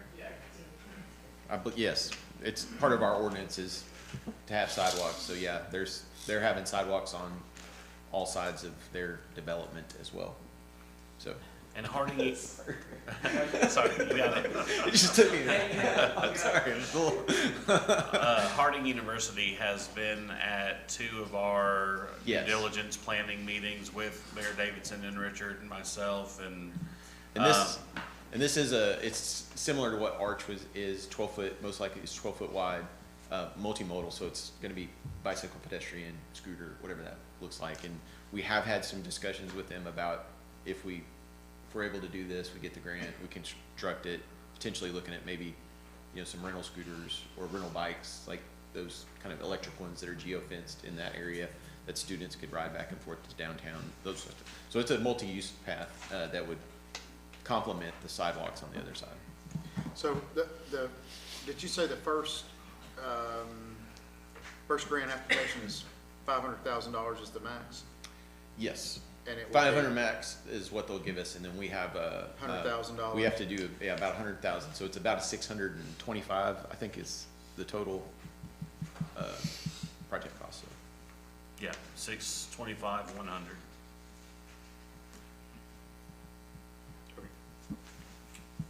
So 625, 100 is the total project cost. Total project, yes, sir. 500 would be our grant phase. We would be the 20%. So we would be 20% of 500 or 20% of 625? They will give us 500,000. So you Okay. got to kind of do the backwards math okay. of the maximum amount they give us is 20, and we have to provide 20% of the project. So that gets you to the 625 total cost. We're 125 there. Am I doing the right math? You're doing it right, yeah. To be Good clear, job. we don't feel 625 would build the full length of it. That's why it's multi-phase. Right. That's right. We don't think that 625 it's probably, we're kind of estimating ballpark, that's probably $1.5 million project. So but we could probably knock it out in 2 phases, I think.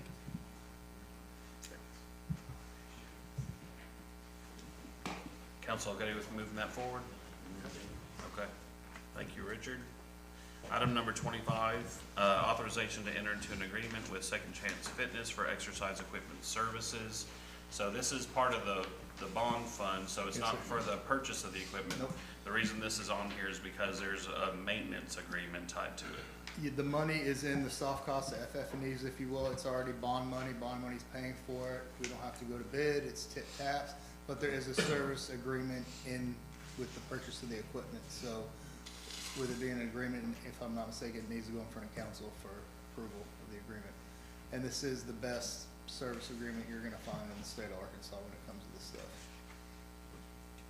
So what kind of equipment are we getting serviced? Treadmills, ellipticals, multi-use weight machines, things of that nature. That'll be in the upstairs area of the new community center, as well as the downstairs workout studios.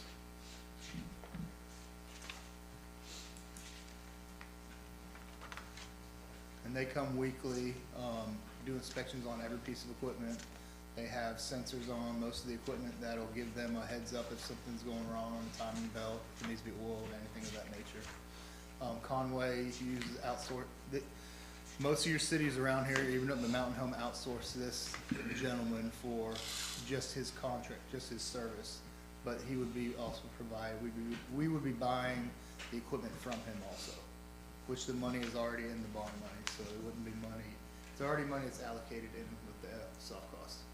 What's the cost of this service? He has it listed as pretty much it's free with the purchase of the equipment.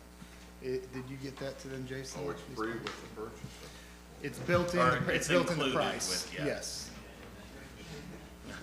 Nothing's Yeah, we're free, paying right? for it, but it's built in with buying the equipment. Is that in perpetuity? 5 years, bumper to bumper. And then if we choose to, sell some of it back, he will buy some of the equipment in 5 years, and we can decide if we wanna lease it then, or if we wanna buy more different equipment at that time. So essentially, we're planning to purchase this equipment from this vendor anyways, but since Yes, it's a sir. 5-year maintenance agreement, that doesn't cost any more, we need Correct. council approval. Yes, sir. For the maintenance part of Exactly. it. So what is the second quote that's $5,400? That's the downstairs, that's the money that was allocated for downstairs studios. We're just combining the two. Okay. He's providing all the equipment. And we've been working this one for a long time. You can ask Richard. Yeah. Okay, we have an approval to move forward. Okay. Thank you, Mike. Item number 26, disposal of fully utilized assets of Parks and Recreation Department playground equipment. This is the playground that is in between baseball and softball. It was bought in 2010. I've reached out to Randy Robertson with our rep for Parks Heritage Tourism, asking him about this playground. You can't buy parts for it anymore. It is unsafe. Yes, I know kids love playing on it.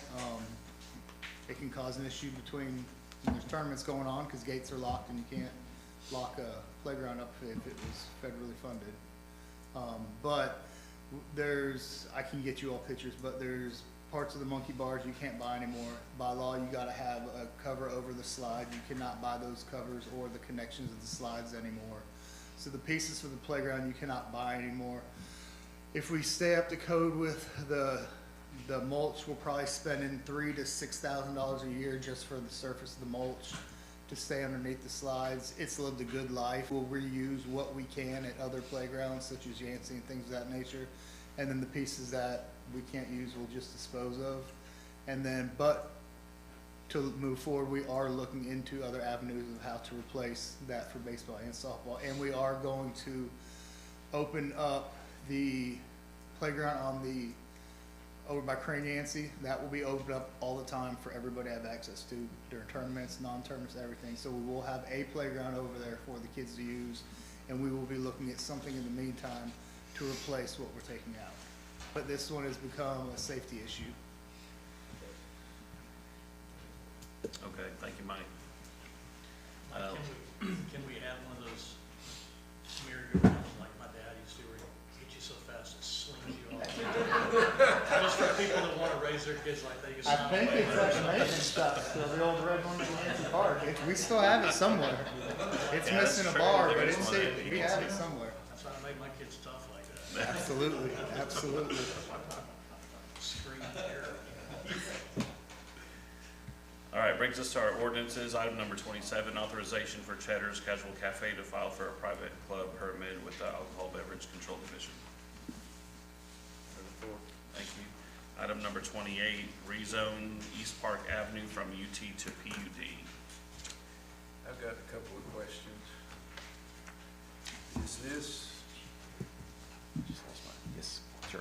east of Cloverdale, Yes, Church sir. of Christ? Yes, 129 lots, yes.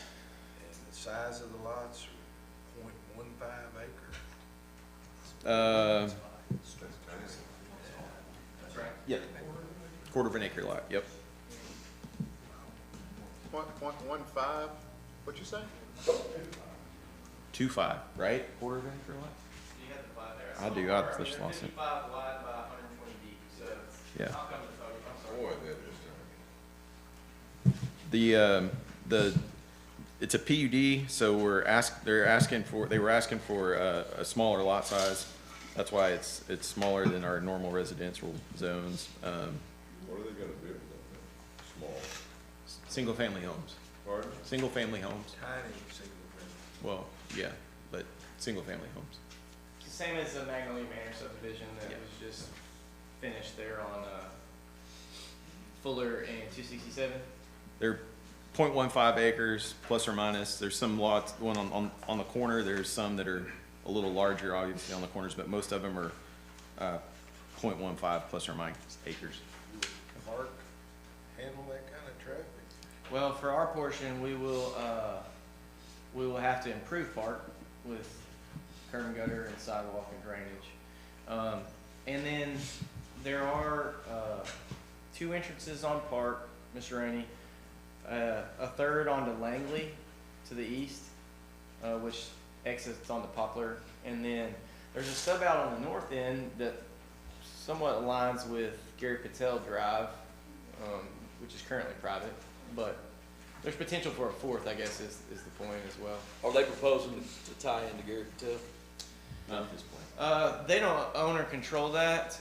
They stubbed out to their property line so that without needing any additional right of way, Mr. Patel, who still owns that, could connect to it. And If you look on your ordinance, the last sheet has got the second sheet of the plat. You'll see a little stub out going to the northeast. It stops at their property line.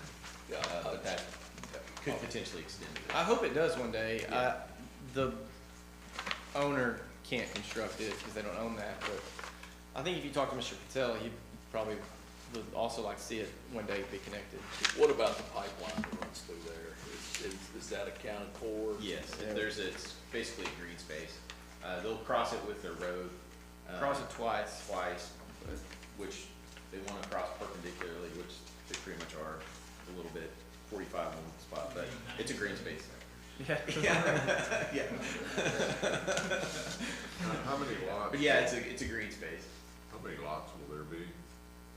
There was a total of, was it 149? 149, 149, and it wouldn't all be built. It's probably a 4-phase project. So this is the zoning application in the PUD process, which allows us to develop a full set of drawings that has to go back before planning department for review. But from speaking with the owner and developer, it's likely to be built out in 4 phases. So there'd be a first phase, which would be about a quarter of those 150 lots. Did you say 189? 149. 149, yeah, 149.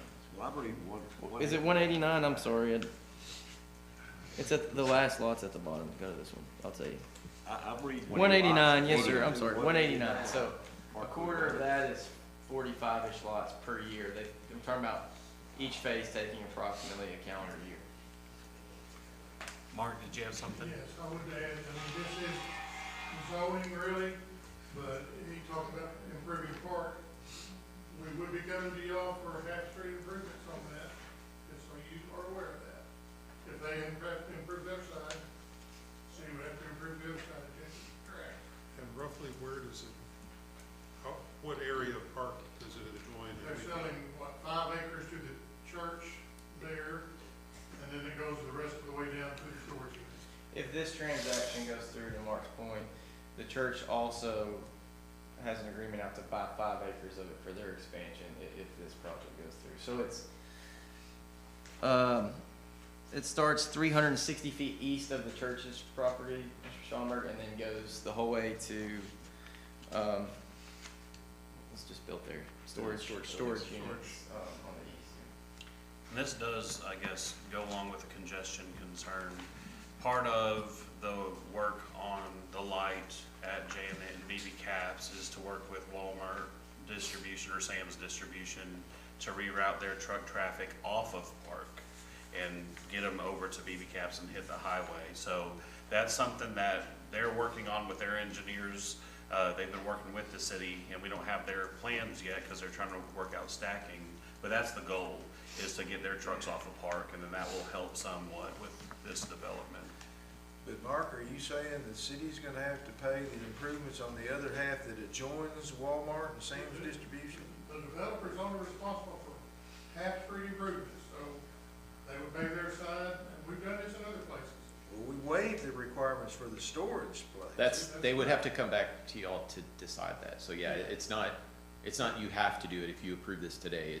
They would have to come back with a proposal to either, and that's only if, which we're assuming this is the case, but you can't get the elevation to drain to where you really need to construct both halves. If you're gonna construct half, you should construct both halves. If you can't get the elevation to drain, the drainage elevations that you need. But if the city's does not want to construct the other half, they can ask to waive the requirement of the hash rate improvements. We have done that. We did that to the storage building just next door. That's correct. We can't waive it. But it is, typically, we do require it, but it can be waived if this council decides that we don't want to spend that money. Well, I'm just worried about Park with that kind of 189 lots, 2 cars per house. That's gonna be a lot of traffic coming in there. It is a lot, but there's very little, there are few other streets that come into Park there, except you got one coming out of Cloverdale, and you gotta get down to, I guess, Moss to get to another one, and Hopper on the other. There's only three streets right now in, I don't know how far that is, half a mile, 3/4 mile. And halfway through that subdivision is they're connected to Langley, which goes over to Hubach. So there's another outlet that doesn't exist currently for that. I mean, it's not really used because there's only like one business on that corner that's gonna get used a lot more coming out towards Poplar. Well, we need lots to build houses on. I don't wanna sound like I'm just totally critical, but I'm really kinda concerned about the size of the lots and the size of the houses that will be constructed there. What kind of square footage house is gonna be constructed on these? 1,400 square foot home, start like 6 home for. Same size lot that's on Fuller and 267. Did you say 1,400? Yes, sir. I haven't read their bill of assurance. I don't think they've completed one yet. I'm just assuming based on what they've done elsewhere. Yeah. The corner of Fuller and 267? That new development, Okay. same size lot as those. And I think it's worth considering that we have zones, Richard, that allow for 60-foot wide lots. 65. 65, okay. So although 190 is a lot of lots, under a normal zone, maybe that's 160, I don't know the math on it, but it's not significantly different as far as amount of traffic on Park. But the developer's able to make the numbers pencil out with this density. That land's been vacant for all time. It's sort of right in the middle of town. It seems like a good spot for residential development.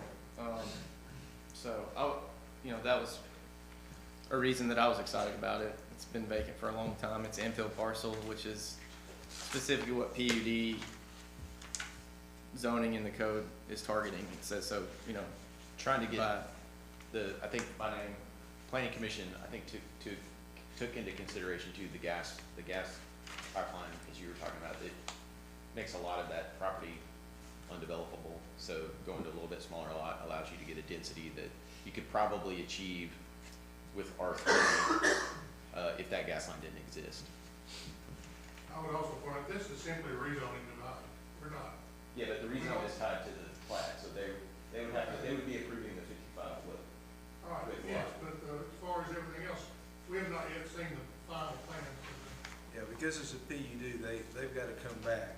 They do have to bring design, but it has to look just like this, or we kick it out and they have to They can't reapprove it. change it without coming back. So that's, yes, so, but you do have to consider, if that is a point to consider, if you approve it, it has to be 55 foot lots. So, And we may have to vary a little bit to get our drainage to work, detention, but just be a lot or something. right. That would be a detention lot, buildable lot. Any significant changes from what you see right here would come back to the planning commission for approval. So, I don't know, what about Rand Street? Doesn't it run back there somewhere? It's off of Yes, Langley Langley, goes off of that, doesn't it? I said Poplar, I meant Rand, that's my bad. Langley comes into Rand, not Poplar, which then zigzags over to Poplar, but I was, in my mind, I'm sorry, I was thinking Rand, cause Langley Doesn't that runs go just all south the of way those out to apartments.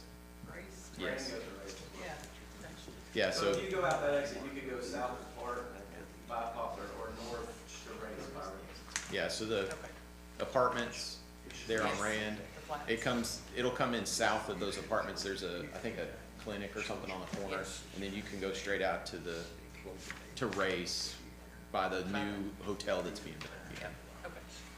Mayor, help me if you will, please, sir. I tore these pages out where, is that the way it lies to the earth right there? And I'm gonna let that hand it back to you. Yeah. It lie like that, that on top of it. Oh, yeah, you had it just right, like that. Yeah, okay, that's the way it lies. Cloverdale neighborhood sits here. Mr. Patel's property is here. Right. Yes, sir. So everybody coming out of these 180 lots are gonna have to come out on 2 entrances on Park. No, sir, that's what we're talking about. There's another entrance here to Langley, which runs over to Okay. Rand. That runs to where? Rand Street. Okay. So 3 with the potential for a 4th to the north. Okay. Yes, sir. Would you But please that turn is that the way it around lies. so the Yes, rest sir. of us Would you please turn that around so I can see it, or at least maybe the rest of Yeah. us? Thank you. Here, I'll hold it up. Yeah, Right, quick. give them back now. You know, one thing I like about this, there's a real affordability That makes sense. issue out there in our city and our nation, and it's hard for young families Density, to have home ownership, so that part of it, Thank you. I mean, I like. It's at the back of your Richard, I think you got a little, higher density, higher density. Affordable outlets. Yeah, I mean, it's, It makes, to me, I mean, Planning, commission passed it, but I mean, just give me my opinion. Yeah, to me, it makes it, you're in you've got apartments to the kind of northeast, and then you're in our major commercial area. And then you've got our typical single-family subdivision in Cloverdale there. So, I mean, having that higher density, I think, provides that kind of transition area. into that more. I was talking to a young lady, one evening last week, she's a server at Waffle House, she's got a couple of kids. I couldn't believe the amount of rent she's paying, how high the rent was. I'm thinking something like this, you know, potential could, maybe less than some of the rent I don't know, I can't imagine myself paying that, it's kind of eye-opening. I think it's additional single-family homes that are available in Searcy as well for a young family or young mother that maybe could, at this moment, only, have an apartment as an option, but these are additional options. That's their own home with their yard.